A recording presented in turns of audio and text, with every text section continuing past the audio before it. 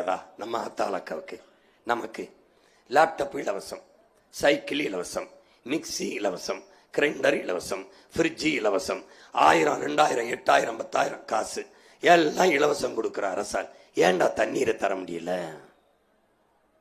ஜெயலலிதா அம்மா அரசு 10 ரூபாய்க்கு தண்ணீரை வித்துச்சு. அந்த அம்மா தான் மடிக்கணின்னு கொடுத்தாங்க, அவங்க தான் மிக்சி கிரைண்டர்லாம் இலவசமா கொடுத்தாங்க. எல்லாத்தையும் இலவசமா கொடுத்த அரசால ஏன்டா தண்ணீரை கொடுக்க முடியல? இந்த கேள்வி நீ கேட்டா அது அண்டா விழிப்புணர்வு.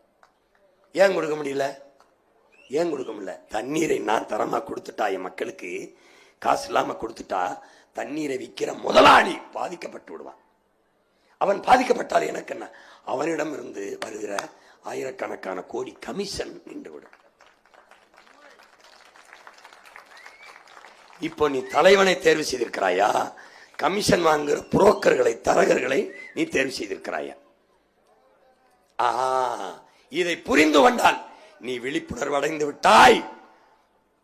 உன் இதயத்துக்குள் புரட்சிகர அரசியல் மாறுதலுக்கான அரசியல் சிந்தனை மலர்ந்து விட்டது.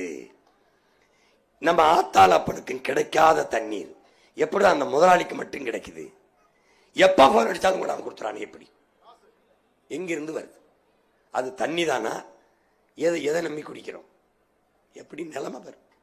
சரி, இன்னைக்கு குடிக்கிறோம், இதை மற்ற உயிர்கள் எப்படி குடிக்கும்? எந்த கடையில் வாங்கி குடிக்கும்? எவ்வளவு காசு கொடுத்து குடிக்கும்? மனித தேவை மட்டும்தானா தண்ணீர்? இது கொடுமை இல்லையா என்று யோசிக்க தொடங்கினால் அதான் விழிப்புணர்வு. இப்போ இது வரைக்கும் வித்துக்கிட்டு இருக்கான். இப்பவே பூமிக்குள்ள ஒரு சொட்டு நீர் இல்லைன்னு எல்லாரும் சொல்லிட்டான். இன்னும் ஒரு 5 வருஷம் விற்பானா? அதுக்கப்புறம் தண்ணி இல்லைன்னா எதை குடிப்பேன்? எந்த முதலாளி விற்பான்? வித்த முதலாளி ஓடி போயிடுவான் காசு தூக்கிட்டு. நீ என்ன பண்ணுவ? என்ன பண்ணுவ? யாரு குறவழியும் கடிச்சு ரத்தத்தை குடிப்பியா? இது வர்றதுக்கு முன்னாடி நீ என்ன பண்ணு? எச்சரிச்சுக்க.